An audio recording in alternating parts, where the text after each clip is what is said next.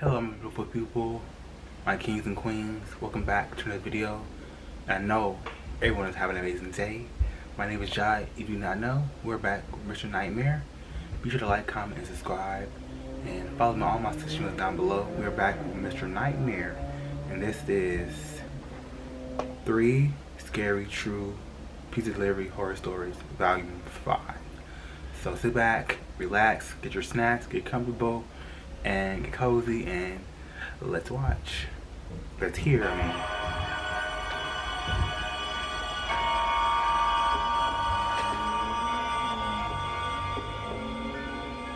At the age of 17, I was working as a pizza delivery boy for a local pizza place. I was doing it for months by this point. I had done countless deliveries already. My first car was an old, cheap Toyota, so it was perfect for bopping around town with. It was a Friday or Saturday night. I was working the closing shift, which was 12 a.m.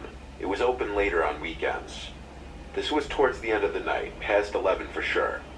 My boss, who I'll just call Mario, would always give me the details for the houses I'd be delivering to and their orders. We had an order for 1 pie to a woman named Karen, ironically. It was an unusually long drive away, about 15 minutes. Most orders come locally around the area, like 5 minutes away on average. I expected a better tip for this reason. I brought the pizza to my car and off I went, listening to my usual playlist on the way. I pulled down the block of the address and pulled up in front of the house. It was a small-sized house, as were most of the houses in the area. It seemed to be a lower-income area. The lights were on in one of the rooms on the first floor. I was approaching the door when suddenly a woman called out from a window from the house next door saying, "Excuse me, that pizza's for us. We gave the wrong address." So I walked next door to the front door and saw that the doorbell was broken. So I opened the storm door and then knocked really loud on the main door. There wasn't an answer for a good 30 seconds, so I knocked again. And I heard a woman's voice on the other side yell, "1 second," but they still took forever to open the door. Another minute passed before the door finally opened, and a woman in probably her mid-40s answered the door. She right away smiled at me and gave this flirtatious head-to-toe stare at me as if she were checking me out. She said in a very loud voice, "Shells, come look how handsome the delivery boy is." Oh. Another woman about the same age came over to the door, and she did the same thing. Right away I felt my cheeks getting red, as I was a bit shy around older women like that. The woman who opened the door, who I'm assuming was Karen, asked me what time I get off work. Oh. That was when I started getting really nervous, because I wasn't good at flirting with women at that age. I said this is probably my last delivery. And then one of the women asked me if I wanted to come in and have some wine with them. Girl. I knew my friends would all rip on me forever if I blew this opportunity, so I said, yeah, sure. Really? They asked Really, how your old I was, and I said 21. And then they both laughed, and one of them said they don't care if I'm under 21. Oh. They told me to sit on the couch, so I did. They both sat on either side of me. This whole encounter felt too good to be true to me. Nothing like this had ever happened to me before. I had a feeling these two women were already very drunk. From here, the women are both being very flirty with me, commenting on my dimples, saying how cute my shyness was, and all this stuff. I was drinking some wine, pretending like it didn't taste disgusting to me, because I didn't drink wine at that age at all. The woman Chelsea started saying that they want to show me something in the basement. I laughed and said, "What is it?" It's very sketchy when they they say both basement. laughed and said it's a secret, but that I'll like what it is. They wanted me to go down first. Honestly, I had my own fantasy about what was going to happen in the basement. Unfortunately, it was nowhere near that. I walked over to the doorway of the basement and looked down into the darkness below. I looked back at them and noticed they weren't laughing anymore. They had these blank faces. Only until they noticed me look back at them and they started to laugh and smile again. I said in a firm voice, "What's down there?" They said almost in unison, "It's a surprise." I started to walk slowly down into the basement, asking where the light switch is. One of them said, "Leave the lights off." Now this part I'm not 100% certain of, but I was looking down into the basement, and I thought I saw something move. Something as in a person's arm or hand. I turned around and saw the two women weirdly creeping towards the door, sneakily. I stepped out of the basement and shut the door. I told them I need the money for the pizza as I nervously walked around them closer to the front door. This was when I spotted the towering, huge man standing in the doorway of an adjacent room, probably the kitchen. His 5 words have stayed with me all these years later. He said, What he said? "Let's just make this easy." I turned for the door and said the pizza's free. I ran to open it and slammed it behind me, only to hear it open seconds later. I got in my car, locking the door first thing, and that man was already outside my passenger side window looking in. Wow. He tried opening the door and then knocked on the glass. I put it in drive and got out of there not looking back. I got back to work and told my boss what happened and why I came back empty-handed. He and the rest were in shock. I called the non-emergency number to report what happened, just in case if anything else should be reported at that address again, the police would know something awful's going on in that house. Whatever trap I was about to walk into, thank God I didn't find out what it was. Okay, one, you went in, you opened the oven. Two, basement, you're expecting a surprise and you didn't get that. Come on. When I was 19 years old, I was still working at a nearby pizza place to help pay for food and gas and stuff. The job was always pretty easy, just taking the order, boxing up the food when it's done, putting it in a bag, and driving it to the given address. I'd done it a million times before, and nothing weird ever happened. It was very repetitive. Tips would usually be around $3 to $5 depending on the distance. Sometimes more generous people would give 10 or more though. I remember this order was just a chicken parm hero and a regular slice. Smaller orders like this usually yielded lesser tips, but I didn't have a choice in which deliveries I did. I was on my way to the address, and of course, the house was apparently on a dead-end block. This block had a more rural feel to it than the rest of the neighborhood. One of the houses had an RV sitting on the grass with a small patch of woods next to it. The other houses looked like little farmhouses. There was a lot more space on this particular street. And then I pulled up to the address. It was this small, weird-looking house with a huge property, though. It sat next to what appeared to be an abandoned house with overgrown grass and shrubs. It was probably around 6 p.m. and it was getting pretty dark out. So it was around the time people would start putting on their lights inside their houses. But all the lights in the house were off, and I noticed the front door seemed cracked open. I began to walk over to the front door, and I heard a piano being played. It sounded like it was a couple rooms away at least, muffled by some walls or a door or something. I knocked on the door and then rang the bell after a few minutes, only the doorbell didn't work. The piano was still playing. I felt weird just walking in, so I walked around the property towards the back. The backyard was a literal mess. Things scattered all over the grass.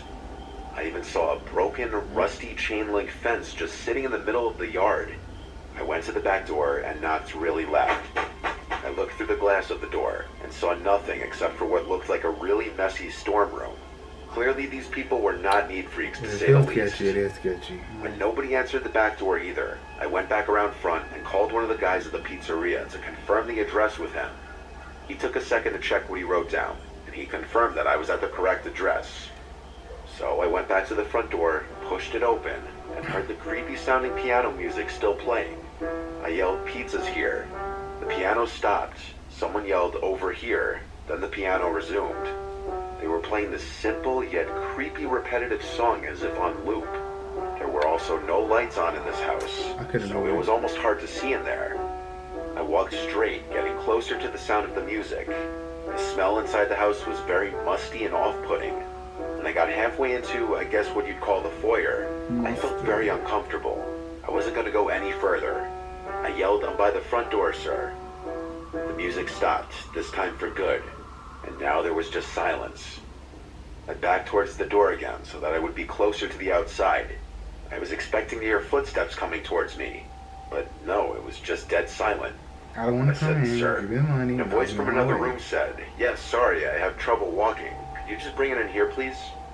I asked, "What room are you in, sir?" And he took a moment to answer back, "If you just walk through the living room, I'm in the dining room." There were no directions on the phone to do any of this, so this was very strange. I thought for a second about my next course of action. I felt bad leaving in the case that this was some old, feeble man just living in a messy house. I started walking through the living room. There was an opening that led to what I presumed to be the dining room. Me being my overly cautious and paranoid self was still suspicious. Instead of walking straight into the dining room, I peeked around the wall just enough for one eye to see into the room. I saw the piano, but there was no one sitting at it. I also didn't see anyone in the entire room. With that, I quietly but quickly walked back towards the front door, shut the door behind me, and drove back to the pizzeria. I explained that I got a sketchy vibe inside the house. My boss was completely understanding, especially when the alleged customer didn't call back asking why I left. That said everything. I didn't really understand the logic in trying to commit a robbery in your own house, and nor did my boss or coworkers. So later that night after work, I looked up that address, and that house was foreclosed on months ago, and it had been vacant. When I told this to everyone, they had the same mouth-dropping reaction I did. I was truly mere steps away from probably getting robbed. That, or someone was trying to play a horrible prank on an unsuspecting pizza delivery guy.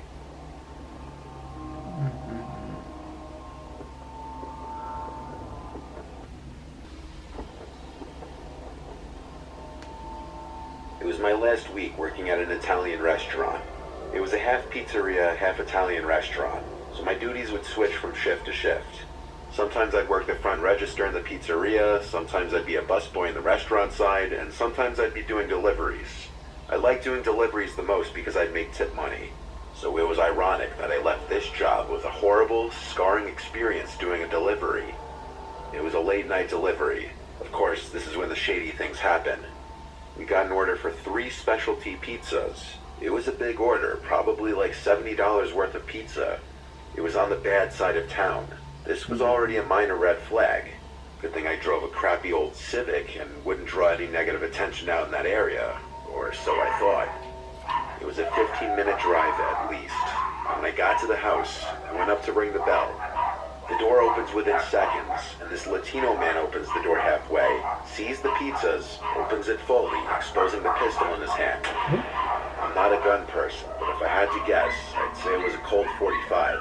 But I wasn't really paying attention to what kind of gun it was. My heart basically dropped out of my ass at the first sight of it and realizing the situation. Then 2 more Latino men came to the door and grabbed me while the first one still had me at gunpoint. They were yelling in Spanish at each other. Then the guy with the gun says in broken English, "Give me all of your stuff." I said okay, as I could barely breathe or speak due to my panic. Really? I grabbed my wallet, which was all I could really offer him. He then yelled phone, and I gave him my phone as well. It was a Motorola Razr, the iPhone of the 2000s pretty much. One of them even forcibly grabbed my wrist and yanked off my watch. Thankfully it wasn't an expensive watch. After this, one of them grabbed my ID out of my wallet and read out my address. Then they threatened me, basically saying if I told anybody about this, they'd come to my address and kill my whole family. I said okay, I understand. Wanting to cry for help and for my life, but I couldn't. They then pushed me out of the house down the stoop, causing me to land on my hands and knees and start to bleed. They slammed the door shut, and all I had left on me now were my keys. I didn't return back to the pizzeria. I was too shaken and disturbed. I went home, noticeably quiet and shaky. My parents picked up on it. They also saw my scuffed up shorts and my bloody knees. They knew something was wrong. You're literally they tried threatening prying a it out of me. person. I had to tell them the truth. Call the I police. told them I was robbed at gunpoint on a delivery, and they had our address and threatened to come kill us if I reported them. My dad, who had connections with the police department, right away called the number of one of his close friends, and they immediately did a background check of the person living in that house. His name was Rodrigo. He had 4 prior felony convictions. And so, my dad, with the help of his police connections, ignoring the threat from the man with the gun, had a squad of police cars surround the house and enter the house with their guns drawn. I wasn't there, of course, but we heard a description of the scene through my dad's connections. 2 of the 3 men were still in the house and were arrested and charged. The man who had 4 convictions already got a life sentence. One of the guys by his side had a prior conviction and was sentenced to 5 years. Yeah. The 3rd guy wasn't in the house, and I don't think they ever found him. To this day, he's still out there for all I know. And on several occasions since then, I've woken up to sounds from outside when the windows are open, like footsteps on the side walkway to the backyard, or the gate swinging open and closed. It could just be my imagination or being paranoid, but I do still worry for my and my family's well-being. Enough time has passed now that I think that man fled the country, or at the very least knows better than to ever show his face in this town again. Yeah. But still, it is something that hangs in the back of my mind.